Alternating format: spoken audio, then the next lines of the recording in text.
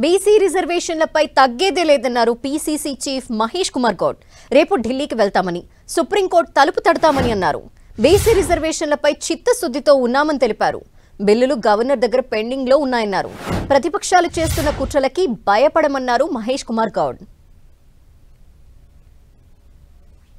వెనక్కి తగ్గట్లేదు, మేము మళ్ళీ స్పష్టం వెనక్కి తగ్గట్లేదు. We are going to file. మేము సుప్రీంకోర్టు తర్వాత తట్టబోతా ఉన్నాం. దీనికి సంబంధించి రేపు కూడా నేను ఢిల్లీ, మా ఇద్దరు మంత్రులు నేను కూడా ఢిల్లీ పోయే ప్రయత్నం చేస్తూ ఉన్నాము. ముఖ్యమంత్రి గారు ఈ విషయంలో చాలా స్పష్టంగా ఉన్నారు. ఇమ్మీడియట్గా సుప్రీంకోర్టు అప్పీల్ చేయాల్సిందిగా వారు సూచించినారు. ఈ విషయంలో వెనక్కి తగ్గేది లేదు. ఇంకే ఆప్షన్స్ ఉన్నా అవైల్ చేసుకుంటాము. ఇలా బీసీ బిల్లుకి నరాల వ్యతిరేకత పెంచుకొని అడుగడుగున వ్యతిరేకం చేసిన బీజేపీ పార్టీ మాట్లాడుతూ ఉంది. బిల్లులు ఎవరి దగ్గర పెండింగ్ ఉన్నాయి? గవర్నర్ దగ్గర పెండింగ్ ఉంది. గవర్నర్ వ్యవస్థ కేంద్ర ప్రభుత్వం ఆధీనంలో ఉంది.